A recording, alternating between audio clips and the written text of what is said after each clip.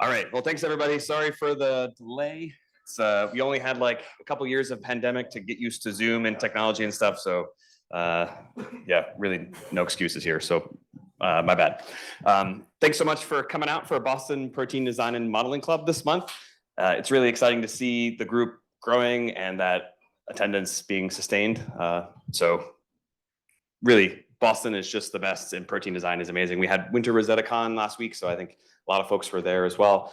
And really excited to have Erin Yang not just presenting tonight, but also as part of our protein design community in Boston now. So as you can see on her slide, she also is a David Baker alumni, Institute for Protein Design in Seattle. And really excited to have her in Boston also to share her work tonight. So Erin, please take it away. All right.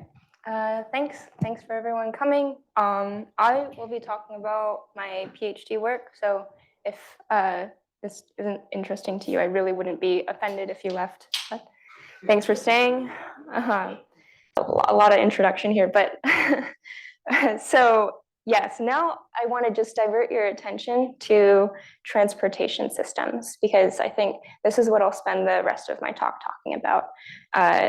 Here are just a couple of examples, but I want to talk about molecular transportation systems because they are quite important to getting therapeutics to different places into the body, and you have to figure out how to take them to where you need to take them to go. So molecular transporters, they need to overcome several barriers in order to actually do what you want them to do. First, when they enter the body, they have to reach the target organ. Upon reaching the target organ, they need to reach their target cells. And then upon reaching their target cells, they need to produce the desired therapeutic effect. So I'm going to be focusing my talk mostly on the last barrier to get these transporters to break through these cell barriers and produce the desired therapeutic effect. So just kind of a little bit background biology here. These pink transporters, they enter through cells in a process called endocytosis, where they get trapped in these little vesicles called endosomes. And then they have to figure out how to get out of these endosomes and produce the desired therapeutic effect. Otherwise, they stay in there and undergo a process called lysosomal degradation. So actually, viruses have evolved to evade this lysosomal degradation process. And they can do this in two different ways. First, viruses have evolved to bind to cell surface receptors. And on the left, they have this, like some of them have this cell membrane that fuses with the membrane of the target cell, and they can just like inject their payload directly into the cell. Alternatively, they can, upon binding to the target receptor, they enter through cells in a process called endocytosis. And in these endosomes, the inside of the endosomes changes drastically in pH and acidifies. And these viruses have evolved to undergo a sort of pH-induced conformational change to then escape out of these endosomes. And yeah. So many groups have tried to understand and control molecular transporters by engineering viruses to either go through this membrane fusion or endosomal escape mechanism. A lot of times what people will do is they'll boil these viruses down to the most basic properties, such that the only function that they preserve is that machinery to enter cells and deliver a target payload. However, no one has really tried to engineer a transporter from the ground up. And so what I had worked on was trying to figure out if I could develop a generalizable method for creating these molecular transporters from the ground up. So when I think about these molecular transportation vehicles, I think of several properties that I want to really fully understand. One is I want to be able to assemble into a protected ecosystem. And I also want to package molecular cargo. Third, I want to disassemble in response to this pH, because we're expecting that these transporters will enter through that endocytosis pathway. And then finally, I want to be able to target select cells. So first, I'll talk about just assembling into the right shapes. As I said previously, natural protein containers have evolved to express, one, maybe two genes and over again into a repeated fashion and assemble into these large hollow spheres. And what many groups have done is they've taken these hollow spheres and tried to put different transporter features onto them. So I had the great privilege of being able to work on de novo designed protein containers, and they're quite specialized in some ways, and I'll be able to tell you a little bit about why. So first, I think one of the draws to these design protein containers is that they're very easily modified. Using design, we can customize every single feature of them.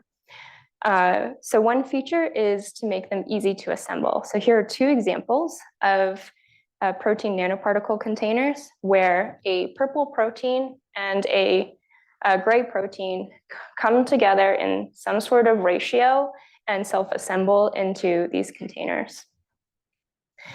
Next, we can easily modify the outside. So here, the light purple motifs that I've shown here have actually been tried and tested on these particular nanoparticles. And these are particularly useful for, say, targeting specific cell surface receptors. And then finally, it's easy to modify the inside of these containers, for example, to package desired molecular cargos. So the first thing that you kind of want to do when designing these containers or nanoparticles is you want to figure out what shape you want to put them into. And the particular trick that we used was defining these or taking inspiration from these platonic solids. So here are just a couple of examples. On the left is a tetrahedron, which is a triangular pyramid. In the middle is an octahedron. It looks very much like a cube.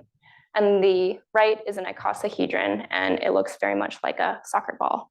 And each of these platonic solids, they have faces, edges, and vertices denoted in these red, green, and blue lines. And what we do is we actually just place proteins on these particular features and try to get them to click together.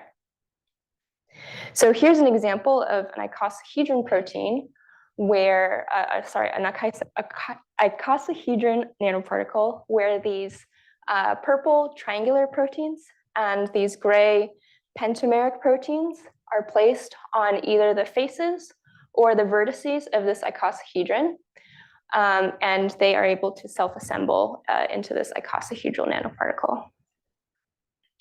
So we do all of this on the computer. So we arrange all these on the computer, and I guess part one of my graduate work was building this RPXdock application, where essentially this predates like AlphaFold and RF diffusion and all that stuff. So, but still quite useful. So what this application does is given a set of user inputs. So you give it your symmetric proteins, you give it your desired architecture. It does a search and scoring algorithm that then spits out a bunch of arrangements of your proteins in your desired shape, and it ranks them from what it thinks is best to worst. So your top docks are what the application thinks are the very best, and your worst ones are ones that the application thinks would not assemble at all.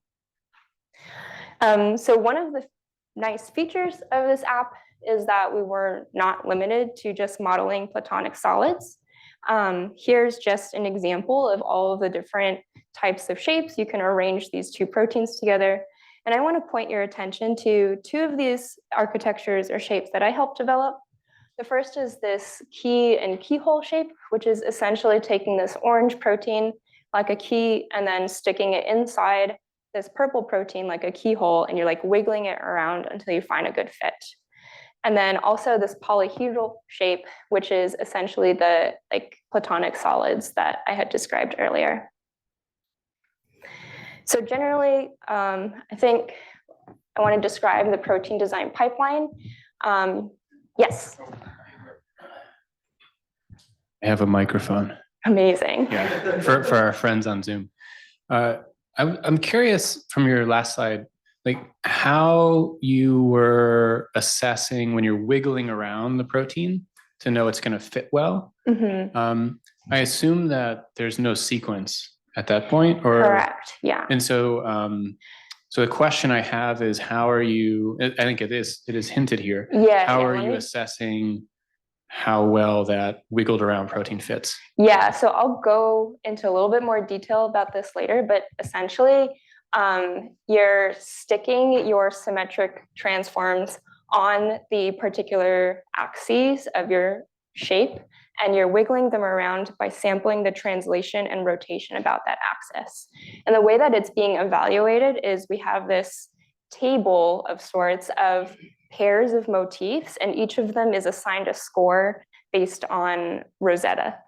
And the search space is able to not only sample like the rigid body transformations of your structures, but also try and place these motifs at places where your structures are contacting and evaluate how well those motifs fit. And so that comes about in a score of it's like an interface quality sort of score. And then we also count up how many pairs are in contact with each other. Yeah, cool. And you also weight by interactions? Weight by interaction. So, charge, yeah, I think the idea here is the scores are the weights essentially, and the scores are kind of added up together to give you a measure of interface size and quality. There was like an issue with this, so I will talk about it too.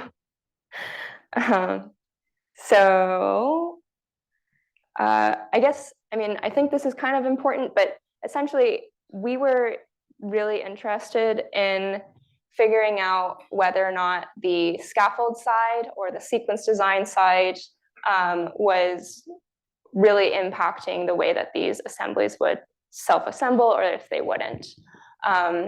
Otherwise, the process for selecting designs and then reverse translating, expressing, purifying, and validating was a pretty standard workflow.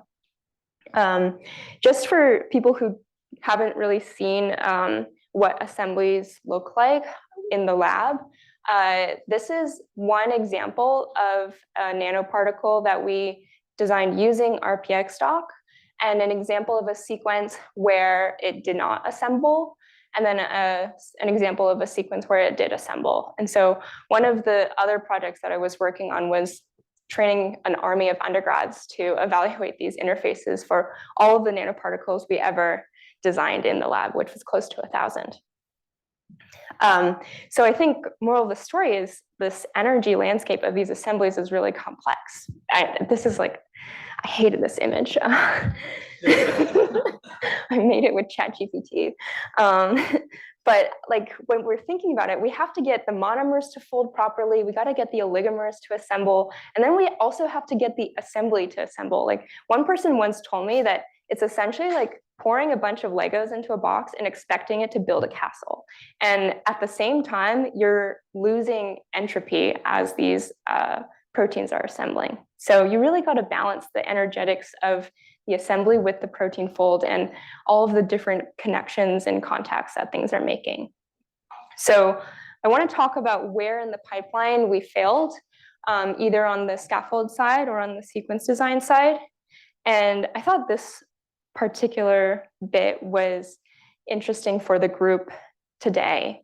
So I gathered all of the scaffolds used in the IPD-based nanomaterials, and I calculated their success rate based on which scaffolds they came from. And all 4 of these PDB IDs, they came from the PDB.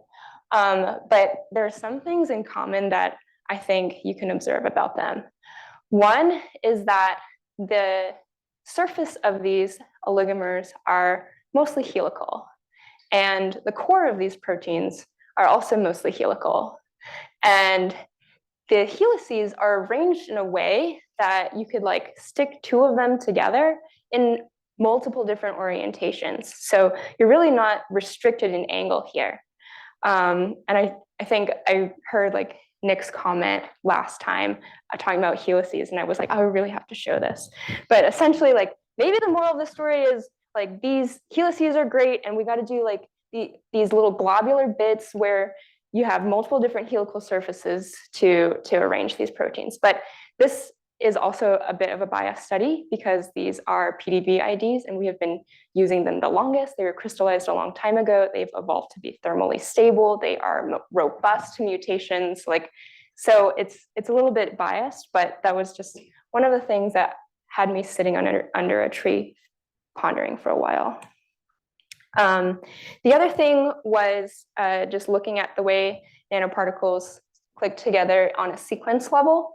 So these undergrads they basically did a mutational scan for every single position at an interface and mutated it to every other position and looked at a DDG calculation and assessed whether or not that mutation was favorable or if that DDG was greater than 0 or less than 0 and was favorable. And they evaluated every single interface given the likelihood of the number of favorable mutations. So in this particular example, you can see like the middle of that interface has fewer favorable mutations. So that middle of the interface like didn't really want to be changed to anything else, whereas some positions on the surface of that interface, I guess, or the boundary had more favorable mutations. And they did this for all 1,000 nanoparticles. The other thing that I thought would be interesting for this group, this never made it into any paper, and it's actually a group meeting slide that I pulled together real quick, but I was looking at docks in that key and keyhole shape, and we had never done something like this before, or like a shape like this before. And what I did was like, I was just trying to figure out how was this RPXdock application evaluating my interface? So we had these 3 scores, this interface quality, this interface size score, and then a score density, which is basically a ratio of the quality over size. And what I did was I took 350 docks and I scored them using my own highly trained neural network called my intuition. And I ranked them 1 through, thanks for laughing. I ranked them 1 through 3. So 1, I would take this through to design. 2, maybe I would take this through to design. And then 3, I would just not even bother with designing, since at the time without like protein MPNN, designing was quite a time-intensive process. And what I could see here was that in each of my scores, like my green bin is on the right-hand side of both RPX score and end contact, which means that my eye preferred larger interfaces. And that green score also positioned itself in a lower score density. So perhaps maybe I was getting like more of a bang for my buck in terms of my interface quality. However, when I just ordered the designs that I liked, or when I ordered the designs that were in this 0.5 to 1 range of score density. Score density is quality over size. So it's just a ratio of quality over size. Essentially, we were thinking like if then, what was it? Sorry, it was size over quality. That's what I meant. Yeah, so if the interface was small but had really good motifs, then we thought, okay, then like this was a interface that we would not have to make too many mutations to and mess up like the protein and think, okay, we're arranging this dock in an orientation that favors our favorable motifs. Yeah. Yes, yeah. So here we're doing structure first, then sequence independently. Yeah, cool. Yeah, essentially, long story short, anything, the docks that I ordered and tested in this 0.5 to 1 range none of them worked. And I was like, why is that? Looks like, so what it looked like was that this score density score also contained things in that red region. And so that score density score was incorporating good interfaces, but also incredibly bad ones. So things that were just incredibly small with very little quality as well. And so then I was like, okay, we took the assemblies that were designed in the lab, I categorized them by symmetry, working and non-working, and I rescored them based on DDG, which is kind of like an energy of the interface, and SASA, which is equivalent to interface size. And I saw that that score was highly correlated. But was more interesting to me was that if we split the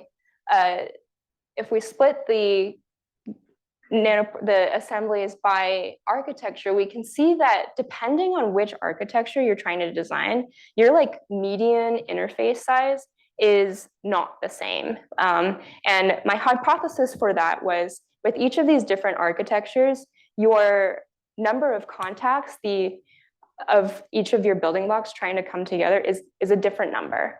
And so you really have to balance like the number of contacts with your interface size in order to reach this happy medium of where your ideal interface size would be. And so we actually reworked that RPXdock score function so that a user can input a desired interface size, and the RPX score would output docs ranked by those that most closely matched that interface size with the best interface quality, and to the worst, so those that did not match that interface size and had poor interface quality. So here I'm just showing you that we tested, okay, like give me docs with a median around 900 or 1200 or 1500, and it will spit out docs that have the your desired SASA range. Yeah. So just to be clear, your SASA or solvent accessible surface area here is actually buried surface area, like it's buried in the interface. Is that yeah, right? So it becomes no longer solvent accessible. It's kind of counterintuitive, but I think it was like correlated with our interface side. Yeah. I'm just curious what SASA actually is here. Is it when the two proteins are separated and you compute the solvent accessible surface area of the two proteins, and then when you bring them together, you compute it again? And then the difference about it. Is that what it is? I believe so. Yeah. Okay. And same with the DDG as well. Yeah. Mm-hmm. Cool. Anything else here? Because I think I'm going to switch gears now. Okay. So we're starting to see a bunch of, yes. Is there a question? Yeah. Anything mechanical like strain when you're doing your scoring? So yeah, I can repeat the question. The question was, do I take into account any mechanical features like strain of the assembly? And the answer is we modeled, to save computational time, we modeled every protein building block as a rigid body. So we assumed that the crystal structure of the oligomer was its most relaxed state. But you bring up a really good point, which I'll talk about later too. Yes. You mentioned earlier in the talk that you're also designing these to bind to specific targets, right? Yeah. I'm not. Oh, yes. Yeah. Yes. These ones. Yes. Not all of them, but. My question is, how do you balance this tension between stability of the carrier and the stability and the specificity? So I think that's a good segue into this slide here. I'm going to introduce these nanoparticles called antibody nanoparticles. They were designed by Robbie Devine, who was seeing some success as I was just starting in the lab. And he was like, hey, Erin, I got these antibody nanoparticles. I've designed these gray proteins to bind to the FC region of antibodies. And because I'm binding to the FC region, you can swap out any antibody of your choice with any variable domain, and you can target any cell surface receptor you want. So to your point there, I'm actually targeting, or I'm targeting the FC domain of antibodies and leveraging the antibody itself to be specific. And yeah. Yep. One more question on this part. You showed a couple of different. Oh yeah. That's the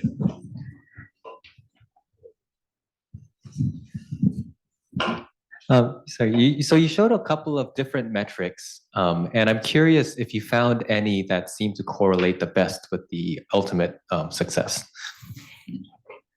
So yeah, I think what seemed to correlate the best with success was this interface size, and it really depended on the architecture that you were trying to design because of the number of contacts that were going into your assembly. Maybe that didn't come through, but like that's why we wanted to bias our RPXdock application such that the top docks were outputted or were ranked from your most desired interface size to your least desired interface size. Yeah. Cool. So I wanted to try and turn Robbie's antibody nanoparticles into targeted molecular transporters because I kind of get the targeting for free, but there was really one key flaw in this is that it's really too porous. If you put anything inside, it's just going to fall out, just like how Neil takes the doors off his car and takes his kids to school and they just get out. Yeah, a little bit. So the way I did this was I designed a plug for these antibody nanoparticles. They would block that aperture, making that pore size smaller. And then the other thing I wanted to do here was tune that plug so that it would disassemble at endosomal pH so that it could fall apart and release the cargo that was inside. So the starting point for this pH-dependent disassembly was this trimeric helical bundle protein. And what was special about this one was that it had two of these pre-organized histidine-containing hydrogen bond networks. And so this is just a close-up of that interface where there's this histidine, this asparagine, and this threonine that form this hydrogen bond network inside the interface. And the idea was that in a low pH environment, the histidine would get protonated and destabilize that hydrogen bond. And we were able to show that this particular bundle disassembled into monomers at pH 4. So I really wanted to use this bundle, but it was really too small to actually be a plug for this aperture. And so what I had to do was I had to take these yellow and orange helical repeat proteins and attach them to each other and attach them to that bundle and generate a bunch of different variations of this bundle with like weird arms coming off of it and arrange those into that hole or that aperture of this nanoparticle. And you can use your favorite sequence design method to optimize those fusions and that interface between the plug and the rest of in the hole. So everything's great in the computer, but I had to actually go into the lab and do this. So the way that these are assembled is you separately purify your three components. So this is there are separate purification, and then you have to mix them in a stoichiometric ratio. And this is when you do that, you actually get a different purification profile. And then you can measure the diameter, and you can also take pictures of them with negative stain and average the little particles on the negative stain micrograph. And what I thought was really neat was that the negative stain average in the middle there showed this like white density in that threefold region, and that was the plug. And when I remember when I was on a one-on-one with David during the pandemic, and I was like processing this data set, and I was like, hey, David, like this just came in, and his jaw like literally dropped to the floor, and I was like, wow, that's the best day of my life. But alternatively, because Robbie designed these nanoparticles to bind to the FC region, we can swap out that FC for full-length antibody and really not distort the integrity of the assembly either. And it's pretty much almost any antibody that has a FC region. So next, I wanted to measure the assembly completeness and the accuracy. And so I actually froze these nanoparticles in vitreous ice, collected a Cryo-EM data set, obtained these 2D class averages, and used those averages to reconstruct a 3D map. And what we can see here is that we're getting helical resolution where the purple FC portions are on that twofold edge of the octahedron, and the yellow plug proteins are on this threefold vertex here, and then these gray tetramers are positioned on these fourfold faces denoted by the green arrow, the green line here. So this, I think, goes back to your strain question, and this actually never made it into a publication, so you get a treat. But so Robbie's original antibody nanoparticle actually slightly mismatched his cryo-EM density. And what happened was he ended up relaxing his design model into the cryo-EM density to get a more accurate predicted Sachs profile. And so that overall RMSD was 10 angstroms. But that distortion really comes from the tetramer that he designed. So that base tetramer that he had used, the helices are misaligned with that cryo-EM density. And only when he has added the extensions and relaxed it does it really match. And so one of the hypotheses was that this, when he was designing the tetramer to bind to these FCs, the assembly was, the tetramer that he used might have been in a relaxed state by itself, but then in the assembly just like required a different state so that the overall assembly could be in a more relaxed state. And what was really neat was that when I added the plug and I compared my tetramer back to Robbie's tetramer, that density matches much better than Robbie's. And we also get, I'm not saying I'm better than Robbie or anything, Robbie's really great, but like the tetramer actually matches the density much better. And what we believe to have happened is that the plug itself might buttress that tetramer in that maybe more strained state for the nanoparticle, but like overall is a more energetically stable assembly. So I thought that was actually quite interesting to think about. From your classification, could you extract the percentage yield that you get for your target structure versus off-target structures?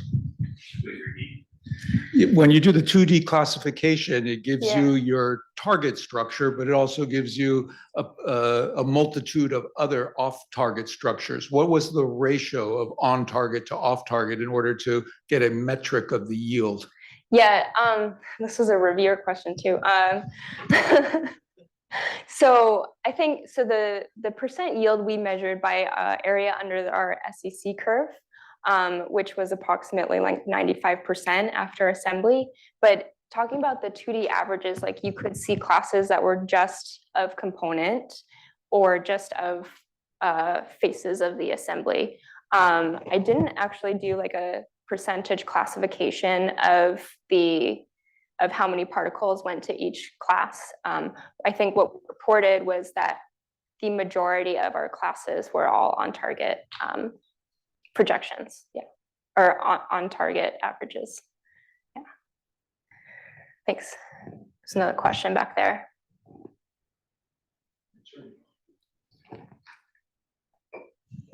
Yeah, in one of the slides before, you said that the 3 components had to be put in the exact stoichiometry to get the assembly. What if you did, I don't know, I'm sure you tried it, but if you had access of all 3, Yeah, we do this experiment a lot, which is, I think, also very important if you're just trying to make assemblies in general. So I tested excess tetramer, I tested excess FC, and I tested excess plug. And the only condition where I was able to get fully plugged and accurate assemblies was that excess trimer condition. The other thing that was interesting was like you can mix 2 of the 3 components together, and obviously the trimer and the FC don't interact at all, but the trimer and the tetramer itself never assemble into any assembly. They just remain as individual components. It is only when you add the FC does it all assemble into one 3-component structure.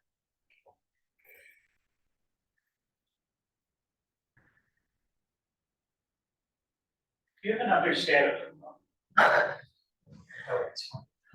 Do you have an understanding of what the dynamics of this self-assembly are, right? Like, you know, people have done a lot of work on this, like the physics of viral capsid assembly. Like, do you have a sense of what's going on there topologically and physically that makes it work, or is it not totally clear? I don't have like the conclusive model. We never did that, but my hypothesis is that, so there's a hierarchy of interfaces going on here. That FC to tetramer interface is on the like nanomolar, picomolar scale. That trimer to tetramer interface is extremely weak. And so one of the things that we think might be happening is there is some sort of nucleation happening between that tetramer and that FC. And during that nucleation process, it drives the plugs in, because the tetramer and FC by themselves is actually quite an unstable assembly. Like some of it forms, but you do see quite a bit of aggregate. And so it requires that trimer to come in and stabilize the entire thing.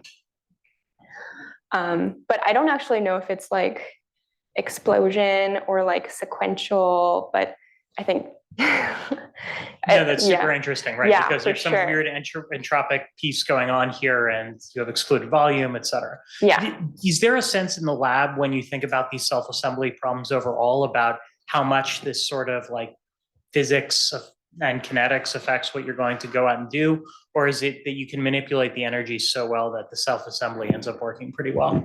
I think for every assembly that we make, I would always recommend doing the experiment where we add in excess of one component and excess of the other, because that really tells you the kinetics of how cooperative that assembly is. But I don't think like anyone does any molecular dynamics or like initiation modeling in the lab. Makes sense. Thank you.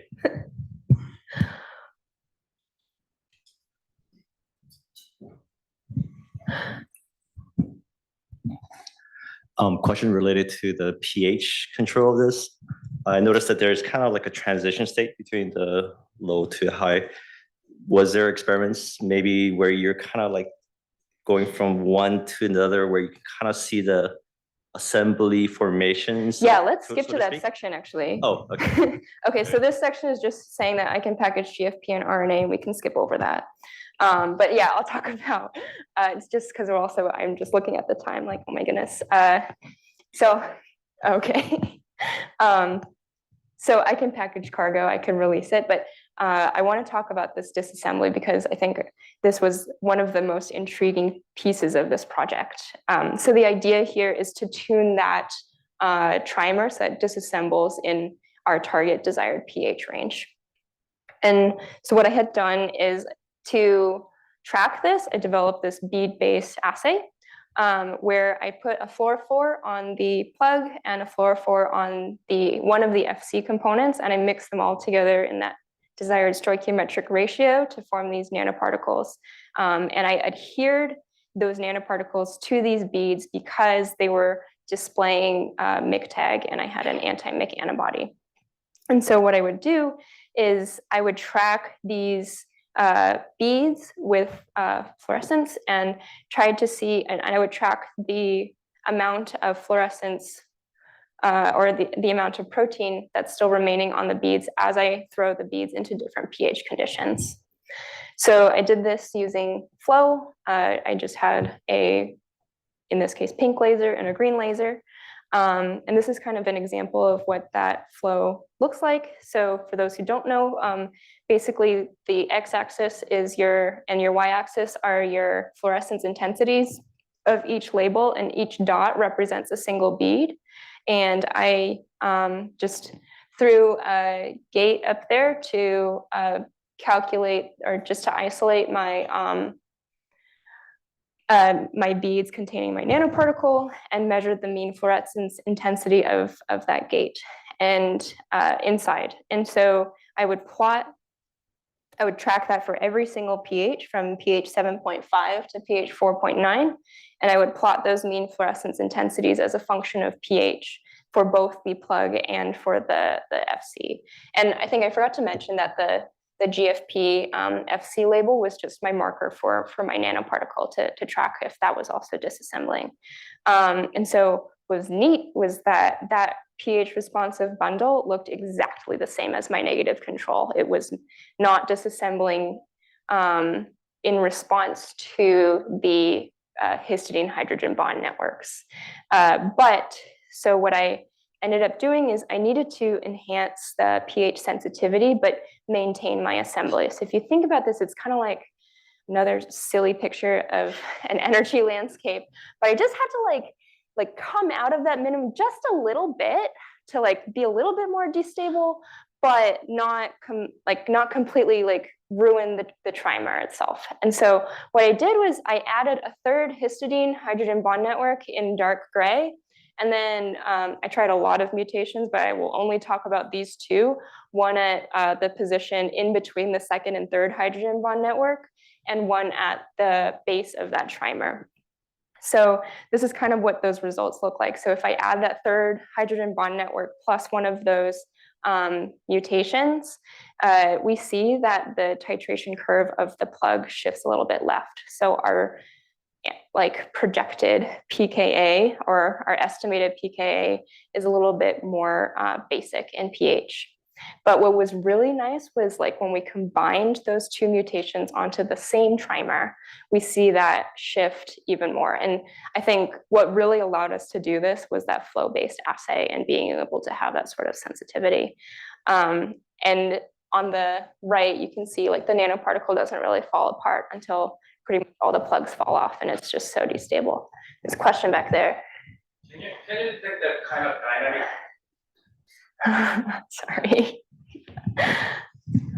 Can you detect that kind of dynamic interaction if you check the different models when you predict AlphaFold prediction? For example, in case of very rigid interaction, you may see very stable over the models, but in case of that kind of pH dependent assembly and disassembly, can you see particular model only show the interaction and the other models doesn't show? I think it was particularly difficult to model each of these point mutations in AlphaFold because the activity really only came when you dropped the pH. And AlphaFold, I think, was really under the assumption that you were operating in neutral pH conditions. So everything actually had the same metrics.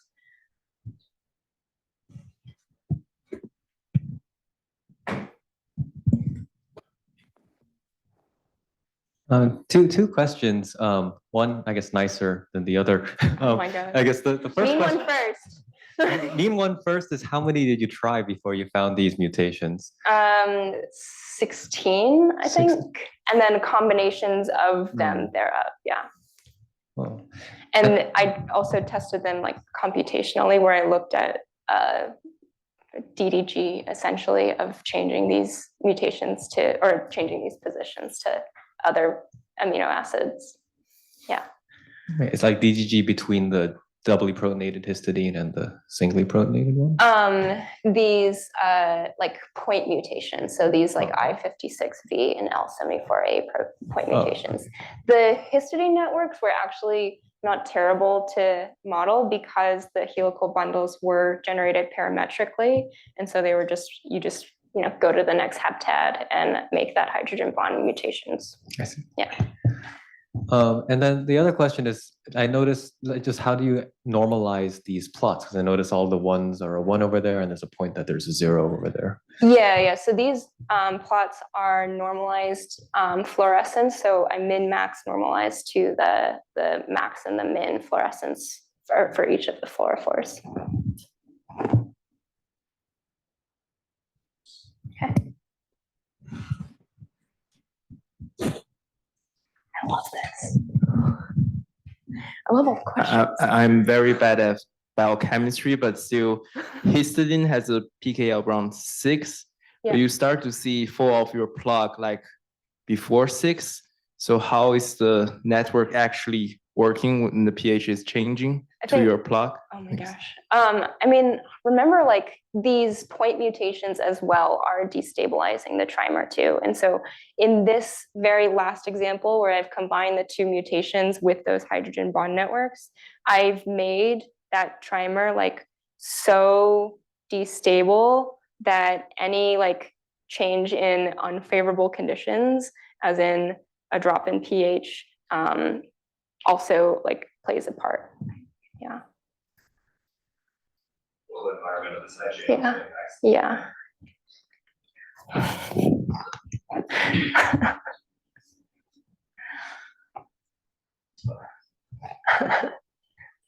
Cool. Thanks for all the questions. I love it. So I guess lastly, I'll just talk about really quickly targeting our select cells where I assembled these nanoparticles with a targeting antibody and without, and fluorescently tracked them inside cells containing the target receptor and cells that did not. So very quickly, this is just, so these are, I forget which ones that these are, probably high expression of EGFR cells that on the bottom, I've placed the targeting nanoparticles onto them. And then on the top, I've placed the non-targeting nanoparticles onto them. And I just tracked the fluorescence, or I immunostained the inside of the cell and tracked the fluorescence of the nanoparticles. So you can see that the non-targeting nanoparticles don't have any nanoparticles inside the cells, and the targeting ones do. That's really it.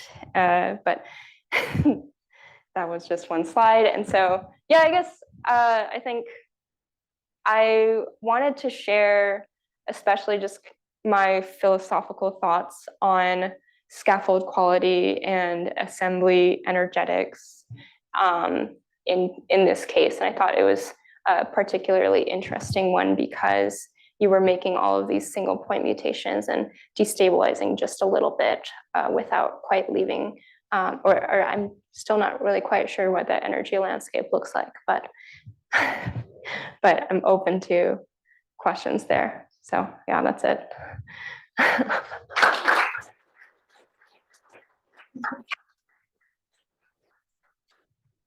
Maybe I'll take the host's privilege here and ask the first question. So first off, really exciting work. Thanks so much for sharing such like an amazing story. I couldn't help to immediately be thinking about cargo and packing stuff. Yeah. Maybe these are a little small for nucleic acid cargo, but maybe small molecule cargo. Do you think the plug is pluggy enough to keep small molecules from leaching out? I think so. I was able to do nucleic acid cargo and protein cargo. The plug reduces that pore size to 2 nanometers from like 15. So yeah, we were sticking to like 200-ish nucleotide guide RNA, like 200 nucleotide RNA and 30 kilodalton, kilodalton proteins. Yeah, but I think still the pores are still too big for small molecules. Yeah, tragic. So my question's like very related to that. And maybe you just skipped over the stuff in the cargo section, but like, it seems like maybe even just from like a efficiency like perspective, you might want like a bigger like sphere, so you have like more things contained. Do you think that there like is like a limit? Like, is there a size that you wouldn't want to go above for certain reasons? Like maybe it's harder to be endocytosed? Yeah. Yes. that size I forget, but I think the other thing that you should also keep in mind is between like 10 and 150 nanometers, I think you get in the optimal target organ range. If you go above, then you start messing around with going to different organs as well. Okay, cool. Yeah. And the other thing is, when it comes to like packaging things, like, do you want to try to design the interior so that it like interacts selectively with the thing that you want, or can you just like put it in like such a high concentration that you get enough of it in there? Yeah, maybe I should go back to that section. Okay, so essentially what I had done was I had identified the interior surface of the plug itself, and I made various mutations just to make that net charge either highly negative or highly positive. And so I really banked on that electrostatic interaction to attract the oppositely charged cargo. Yeah. Okay, last question. I know Okay. I'm hogging the mic. So the last thing is like, if you have a bunch of things with the same charge, like, do you think you might have like repulsive interactions between the cargo, and would you ever consider like adapter molecules like within to like help mediate some of that? Salt is the answer. Salt mediated those electrostatic interactions, but I'm not quite sure if this is like the wisest way to do this. One, because not all of your cargoes are going to have your desired charge. But second, one of the other things that came about during this packaging endeavor was that not all of my variants could package the same cargoes, because the change in the like environment of the trimer interface was messing with the assembly kinetics. And then you can also imagine the interaction between your cargoes and your charged proteins are also going to mess with your assembly kinetics. So there was really just like a whole bunch of tuning going on there. And I really wish like I could model all of the different interactions, because you really need like everything to work out just perfectly in order to fully get what you like want exactly. Yeah. Question. So, just imagining the best case outcome for this, right? Years later, let's say it ends up as a drug. From a manufacturing perspective, right? Have you or anyone that you know of tried to put all of these three plasmids in one, cell and produce it in one bioreactor? Oh, so, no. We have always separately purified these components, primarily because the antibodies need to be produced from mammalian culture, and the other two proteins are produced from bacteria culture. I have produced both the bacteria proteins, so the tetramer and the trimer, together in bacteria cells and co-purified them. And so they do co-purify together, but they don't assemble. But like you can't have the assembly without the antibody. And I don't think anyone has ever tried producing either the tetramer or the trimer in mammalian culture yet. Yeah, I mean, yeah, because you can imagine, right? Each will be a separate manufacturing campaign. Yeah. Yeah. Anyway, thanks. Yeah. So you showed a slide with a couple of like top scaffolds to use as the building blocks from earlier, and I'm wondering what considerations go into that, like how big they are, how those were. I mean, essentially it was just like, let's scrape the PDB database for oligomeric proteins that have been crystallized, or like their structures have been solved, their resolutions are less than 3 angstroms or 2.5 angstroms, and then that's it.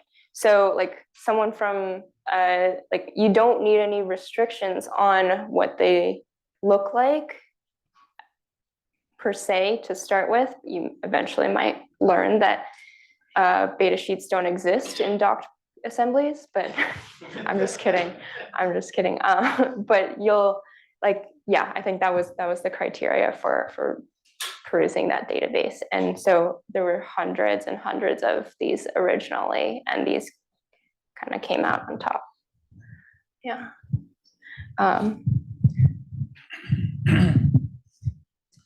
I have one last question for Erin. It seems like, since there doesn't seem to be any more questions. So it seems like you set up a recipe here, Erin, for trying to develop, future pH responsive nanoparticles, where essentially you have some way of assembling a nanoparticle based on interacting with the constant fragment of an antibody, right? Mm-hmm. And I guess my question to you is more like forward thinking. In the age of generative diffusion models and sequence design models, and do you see that, knowing this recipe, that the generation of these nanoparticles in various shapes and sizes will be maybe take less effort than it did throughout the course of your PhD for this? And if so, have you seen evidence of that so far? I mean, I sure hope so.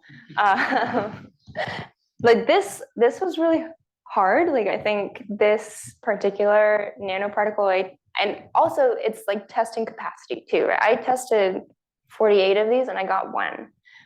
If we could test way more, hopefully we can learn like what is the ideal interface size for this structure, or what is the ideal I don't know, like assembly ratio or geometry. I guess not geometry, but one of the things that I think was neat about this particular program was that we took advantage of certain features in biochemistry, and we didn't start from like completely blank space. And one of them is, we maintained that FC binding interface, and we maintained these histidine hydrogen bond networks, which served a really big role in these nanoparticles. So I think in the age of generative design, if you can really control for like certain things about, or certain biological features you really want, designing the rest of it around it, I don't really care what it looks like, as long, and in terms of, to your second point about success rate, I think it really depends on the problem here. I think after we made that interface size adjustment to RPXdock, our hit rate went up so much. I don't know if we really quite figured that out in the diffusion space, or like the AI space. And so that's something that I hope we work on pretty soon. I think not me, but someone else. All right, let's thank Erin again. Thanks so much, Erin.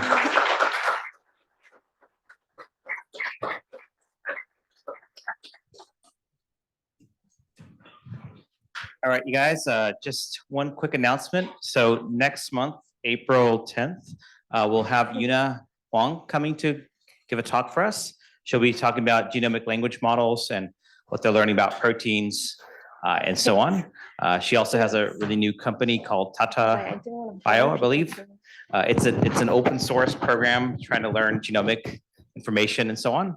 So if you guys care about genomes and proteins, I think it'd be quite exciting. So that's April 10th back at MIT, building 68, room 181. All right, thanks so much. Oh, and we have still a little bit of paneer and beer.